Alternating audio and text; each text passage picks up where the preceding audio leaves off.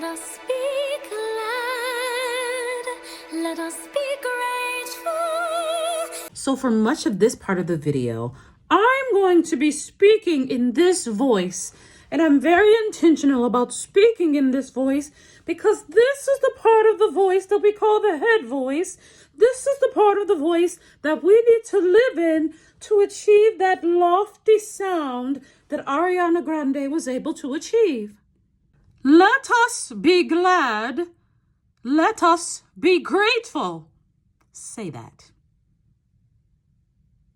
No, I'm going to wait until you say it. Go ahead.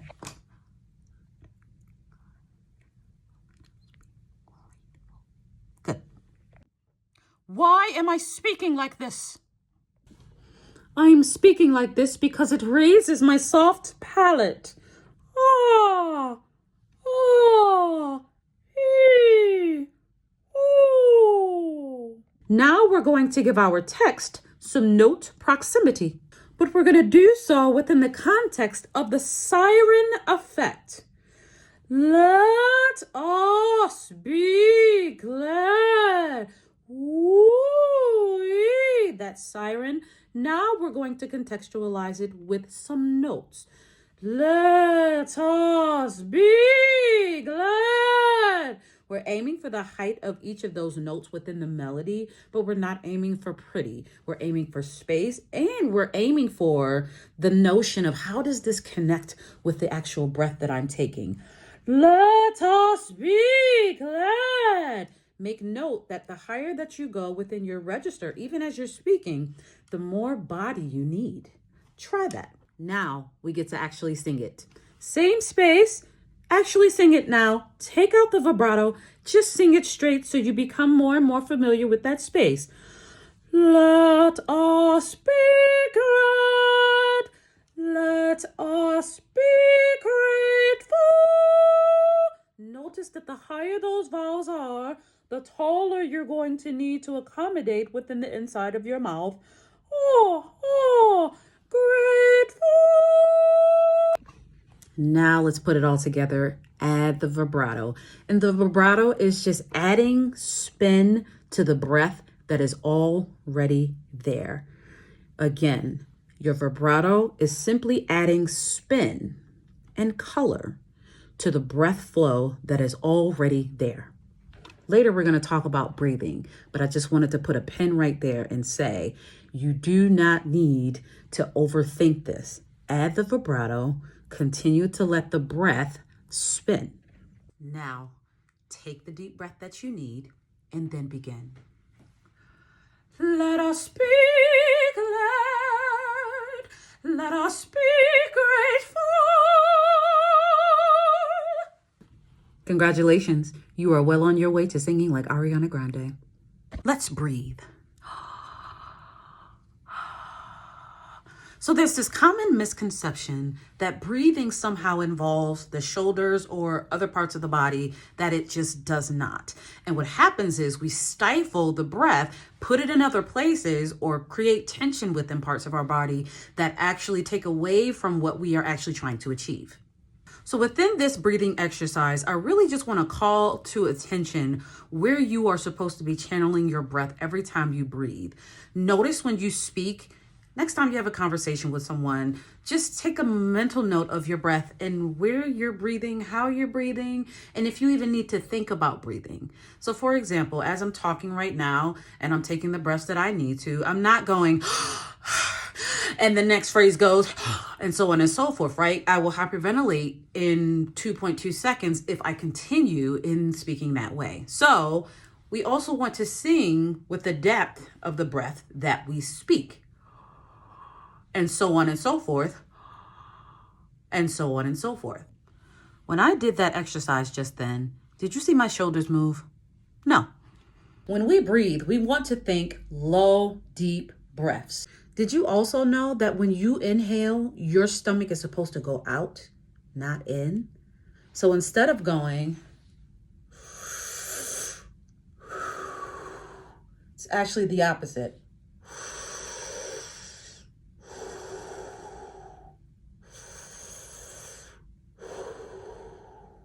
So I want to do an exercise where you are breathing in through your nose, and I want you to breathe out through your mouth. Imagine that your stomach is a balloon. I'll turn to the side so you can see better.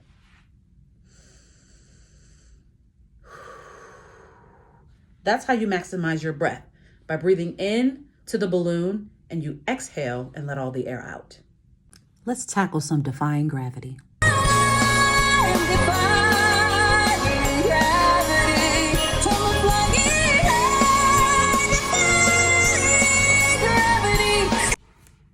So there are two sounds that I want you to be familiar with. The first is extremely obnoxious. It goes like this. Let me try that again.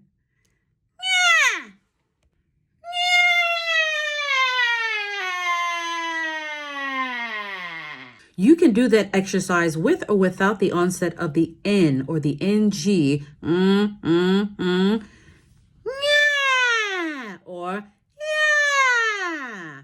You don't necessarily need the NG, but it is helpful. We're going to do that exercise one more time, and I want you to pay a special close attention to the flare of the nostril and the height of the inside of the mouth. That is crucial. Try it again.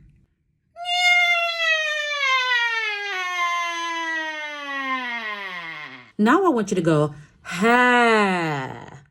It's very supported with the tone, ha, with the onset of the breath. Try that.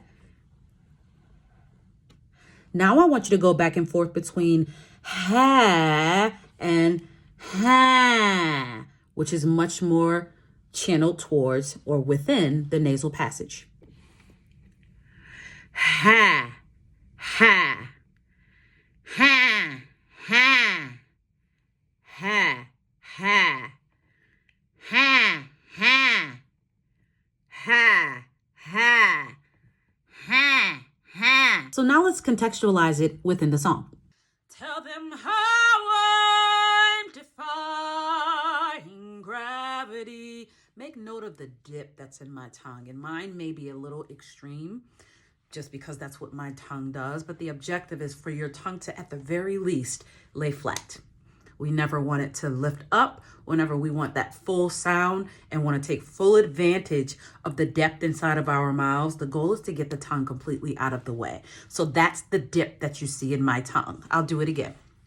Tell them how I'm defying gravity. I'm flying high, defying gravity.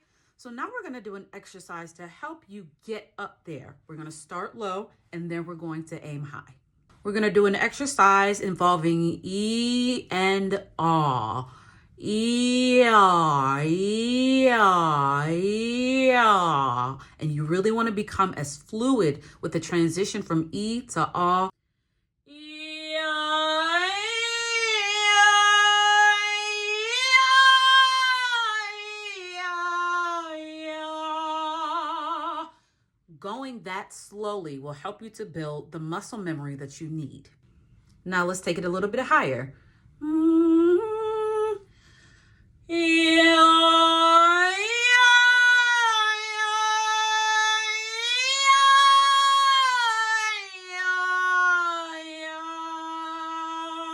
Going that slowly also helps you to feel every single note that's between the main notes that you're going. You're really gliding through the notes. We're not going for pretty. This is not going to be pretty. We're going for effective. We're going for muscle memory. We're going for the activation of the body. Let's go even higher and dig even deeper into the mouth.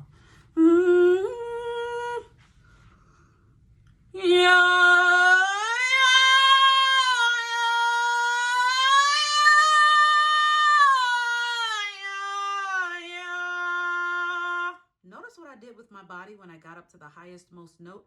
I bent my knees. Do you know why?